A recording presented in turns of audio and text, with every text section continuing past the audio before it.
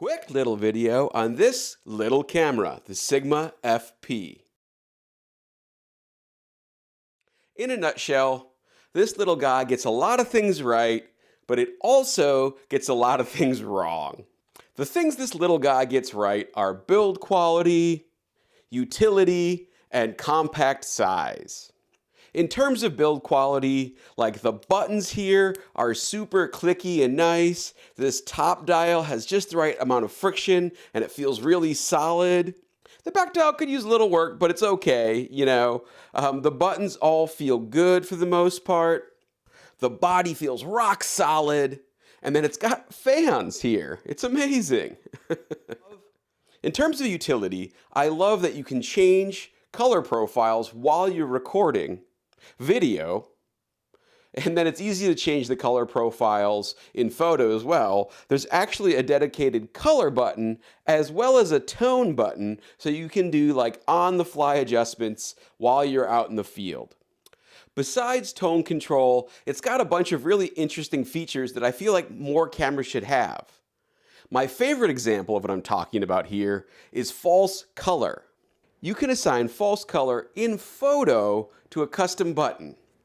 Now, like in an example of where the FP gets so weird, you can't do it in the false color menu.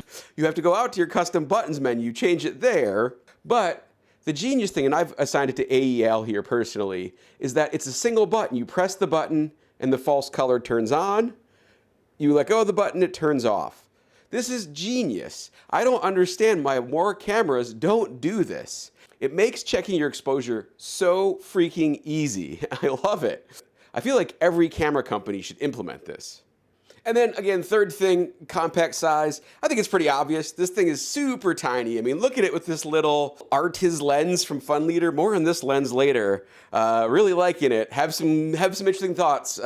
Hadn't heard of FunLeader before, but very intrigued now. But yeah, I mean, this is almost pocketable, right? Let's compare it to the Lumix S9. You can see it's considerably smaller. And then let's compare it to a Leica Q3. Once again, considerably smaller. It's handy having the gear shelf right here, right? But the size thing is also a good segue into the three things I don't like about this camera. The three things I don't like about this camera are ergonomics, internals, and no flippy screen. So in terms of ergonomics, I think you can probably guess what I'm going to say. Lots of people have said it about this camera. Like I think they prioritized smallness, compact size, over utility, right? Like if they just put a little bit of a grip on here, and I tried the Sigma little hand grip that you can screw on, I didn't find it very useful at all, honestly. I found it kind of weird looking and not very helpful in terms of adding much grip. Plus there was like a centimeter of space between the camera and the grip, and I could just see like gunk getting stuck in there. I just didn't get it, so I returned it. It doesn't come with an EVF built in. You can attach this EV to the side, but as you can see, I do not have it attached. One, it's a pain to line up these three things and get it in there just right and then screw it on so the camera recognizes it.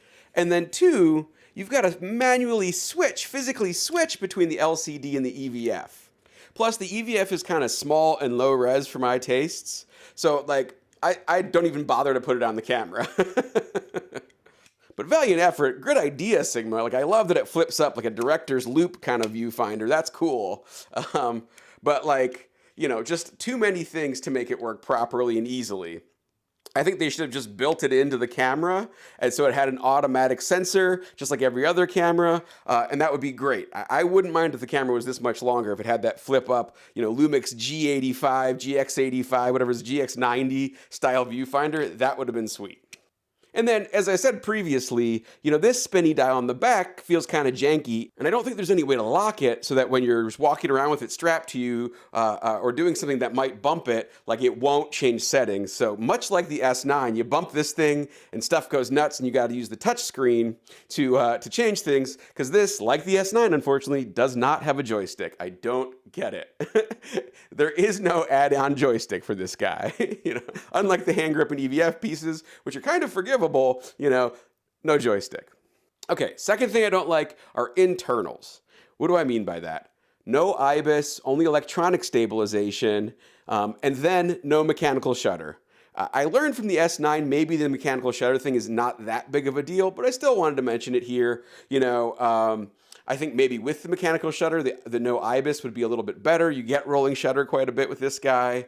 But I think I would still pick IBIS over mechanical shutter, just like I said in my S9 video, but this one doesn't have either one, so, And just because I was using the 3 items framework, I'm also grouping menu system and internals. This menu system is just kind of hard to navigate. Like, things are in weird places. Just the way you get from shoot to play to system and then navigate through the menus once you've changed category is weird. You got to get used to using the dials in a certain way. There's no touch screen. So yeah, overall, the menus need some work, especially when they have all these like cool options. Like, it's got all the manual focus things you could want, focus peaking, those kinds of things, zoom. But then it's also got like false color, and you can move like where the zoom in for the focus point is. And it's got like all these great features, but they're hard to find, and not everything can be mapped to a button. So it just kind of feels like a half measure a lot of times with the menu system. Sometimes it just feels like kind of half measures, like they didn't finish developing the menu system. Another thing I don't love about this camera is the ports. It has a micro or mini HDMI and just a mic jack. And so for a camera that you're supposed to rig out and build out, I feel like it needed more ports so you can do that. I'm not sure they could have fit a full HDMI in here, but like that mini HDMI sucks. Also, only 1 card slot. I was surprised by the battery. Like, it has pretty good life for such a small battery, but I wish they could have put maybe 2 card slots here on the side of the camera instead. It is a cool little flippy thing here, although I wonder if that'll break off at some point, and that could be a problem for the battery door. So it is a touch screen on the back screen, but it's super slow to respond. So like, I don't know if you'll be able to see this, but like I tap here to move my focus point around, which is cool for zooming in manual focus, and it takes a minute to kind of figure it out. But then once you've got it going, it works good. And then the third thing I don't like about this is the screen.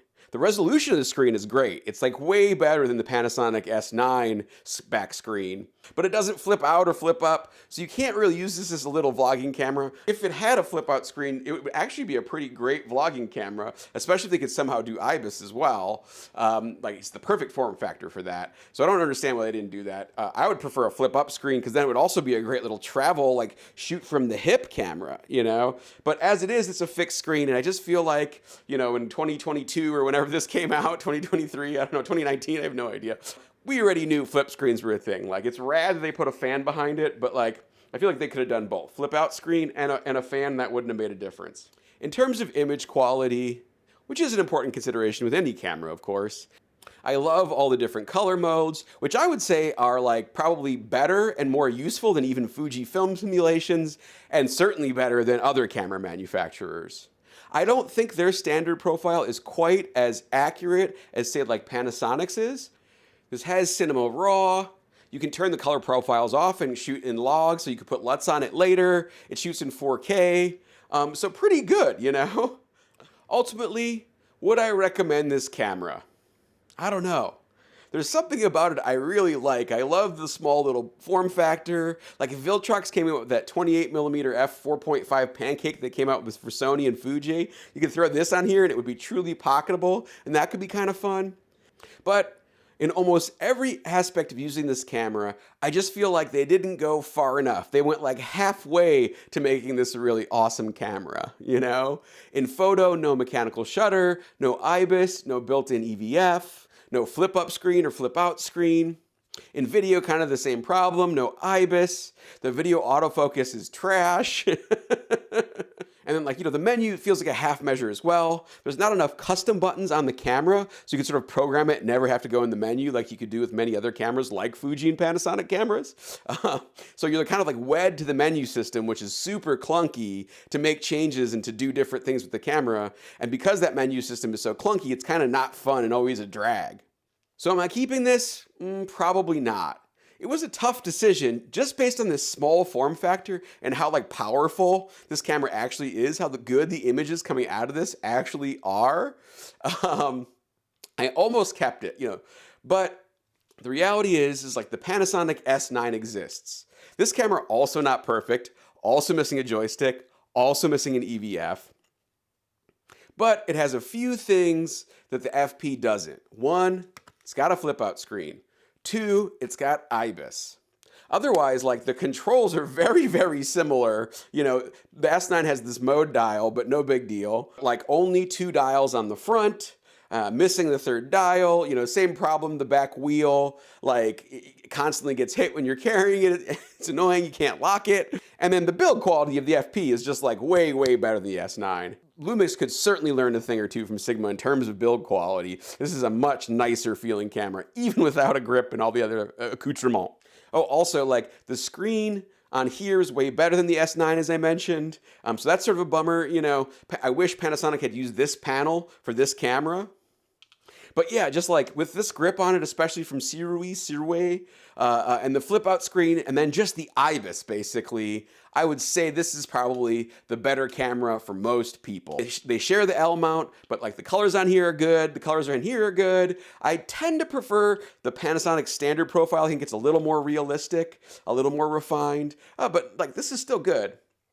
So it really comes down to just like ergonomics and the IBIS. You know, single card slot, same kind of thing. I think they're probably pretty close in price used. But yeah, the S9 has just a few more features, and I don't really think I need 2 of these cameras that I don't totally love, that are compact and portable and all that good stuff. As you know, if you've watched some of my previous videos, that's why I bought the Q3 for photography. This thing's only missing a joystick. It's got every other feature I pretty much want in a photography camera, except false color, which is a new thing I learned about from the FP. I wish false color was on here too. But otherwise, joystick, false color, this is pretty perfect. Maybe add an interchangeable lens, just saying. I mean, this is pretty ideal. You know, it's got the viewfinder. It doesn't have IBIS, but the optical stabilization here is good enough for photography, not for video. It's got the flip out screen that I like. Somewhere in between these 3 cameras, there's a perfect camera in there. I can just feel it. Maybe throw a Fuji in here to get the joystick going too. So while this camera's not for me, I do see a few use cases where like this could be the perfect camera for certain people.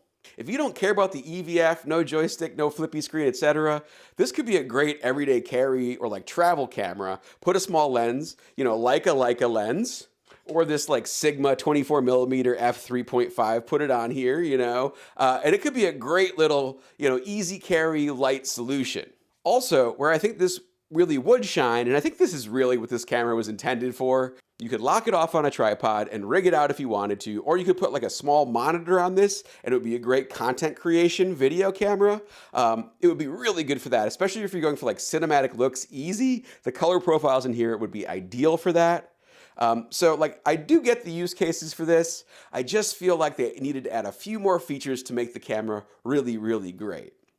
Now, it's rumored that like next week they're going to announce a new version of this with the foveon sensor. Like the picture I've seen from like the leaks and stuff is just this little area here of the camera.